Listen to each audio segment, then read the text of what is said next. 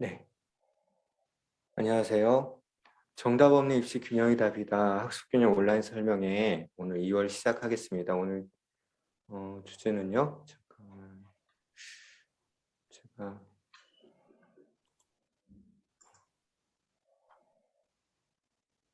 정말 키우고 진행하는 게 맞는 것 같은데 이게 안 되지.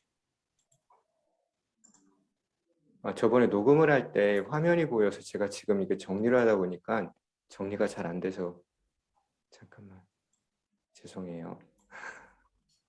다른 분들 얼굴이 나오는 것들이 있어서 좀 불편해 하시겠다 싶어서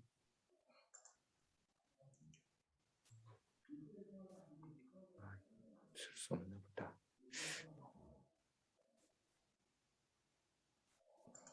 그냥 진행할게요.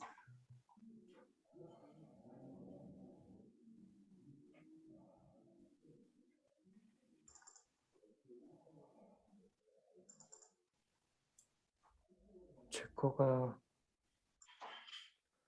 저는 심리상담사이고요. 최혁천이라고 합니다. 새로운 심리상담센터에서 상담과 교육을 진행하고 있습니다. 오늘은 초등학생 자녀에 대한 이해에 대해서 말씀드릴 건데요. 시간을 좀 제가 잘 활용해 볼게요. 정답 없는 이슈 균형이 답이다. 학습균형 초등편에 제가 프롤로그에 이런 말을 쓰고 이런 문장을 쓰고 제가 시작을 했더라고요. 가장 어렵다는 자녀 교육, 균형을 가지면 어렵지 않습니다. 그런데 제가 또 이렇게 쓰고 막상 또 준비하다 보니까 균형을 가지면 어렵지는 않을 것 같아요. 그런데 균형을 가지는 게 어렵겠더라고요. 그래서 균형 감각을 부모님들이 좀 익히는 데 있어서 좀 필요한 것들이 이런 이제 설명회를 들으시거나 아니면 어떤 교육들을 참여하시면서 본인들의 어떤 균형 감각을 찾아가시는 것들이 필요하시고요. 균형 감각은 마치 체조선들이 평균대에서 이렇게 균형 감각 익힐 때 여러 번 떨어지고 다시 올라서고 떨어지고 올라서는 것을 반복하면서 익히는 거잖아요. 그냥 균형 감각이 익힌 다음에는 어떤 기술들을 익히면서 어떤 자신들의 전문성을 발달시켜 가는데 마치 부모님들도 자녀 양육이나 훈육이나 자녀 교육에 있어서 일단 균형 감각이라는 걸 먼저 가지신 다음에 자녀 훈육이든 양육이든 교육에 있어서 어떤 기술들은 추가적으로 익혀가신 것이 필요해 보입니다. 균형 감각을 가지시는 데 있어서 가장 중요한 거는 상담사로서 봤을 때 신념인 것 같아요. 그러니까 부모님들이 어떤 신념, 그러니까 자녀 양육이든 교육이든 그런 거에 관련된 어떤 신념을 가지시고 이걸 하시는지 아니면 그런 신념 없이 하시는, 신념은 있으실 거예요, 누구든지. 근데 이제 이 신념이 적절하고 바람직한지 아닌지에 따라 좀 다를 것 같아요. 그래서 자녀를 힘나게 하는 부모를 제가 다시 한번 정리를 해볼게요.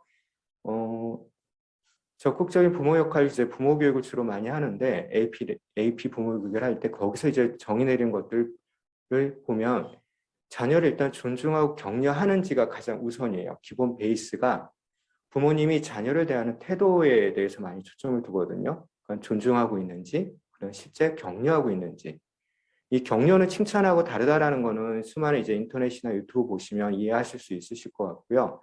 그러니까 존중하고 격려하고 그다음 4차 산업혁명 시대에 자녀가 생존하고 번영할 수 있도록 보호하고 준비시켜주는 부모를 자녀를 힘나게 하는 부모라고 정의 내릴 수 있을 것 같고요.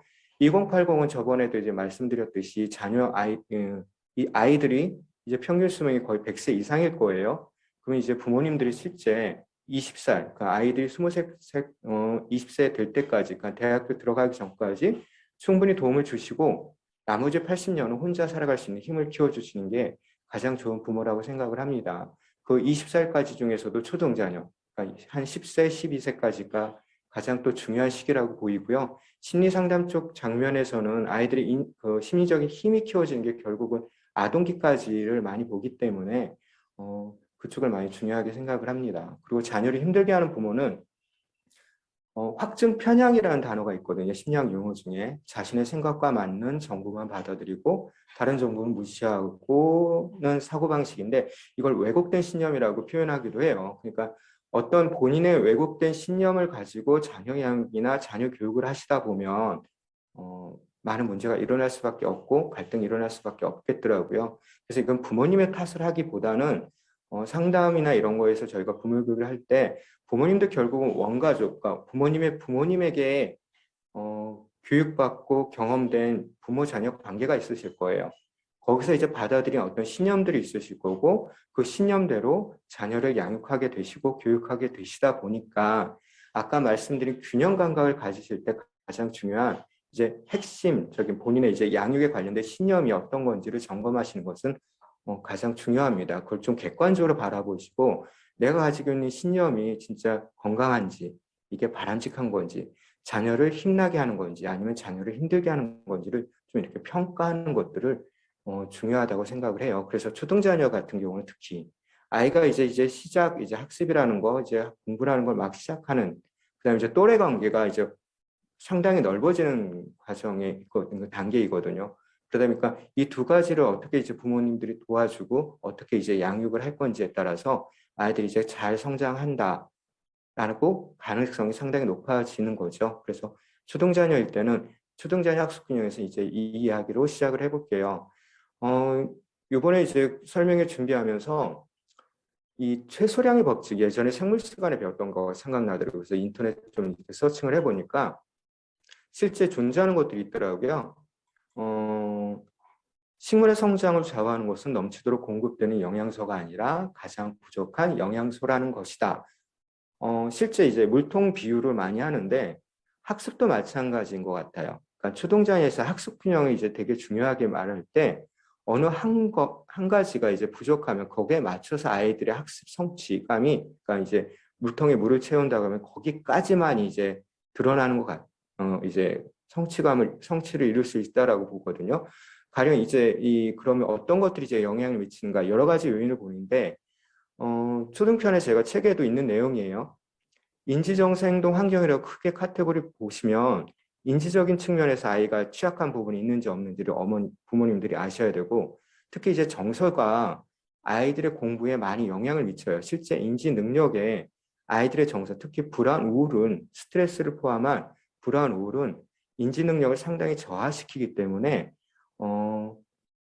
이 부분들이 얼마나 아이가 이제 크게 그러니까 건강한지 아니면 아이가 힘이 있는지 특히 이제 자존감이라고 표현한 것들이 충분히 자존감이 높은지를 좀 이렇게 좀 탐색하시고 관찰하시는 것들이 필요하고요. 특히 이제 행동이라고 하는 건 이제 학습 태도적인 부분인데 아이가 이제 실행력이나 끈기나 몰입 절제 조절하는 것들이 충분히 발달이 돼 있는지 아니면 발달시켜졌는지 보시면 될 것 같고요. 환경적인 거는 요즘 코로나 상황으로 한 2년 넘게 지금 비대면도 많이 하고 아이들이 이제 집에 있는 경우가 많다 보니까 이제 이런 환경적인 게 어떤 영향을 미쳐서 아이의 이제 학습적인 것들에 이제 취약하게 만드는지도 좀 보시는 것들이 필요합니다.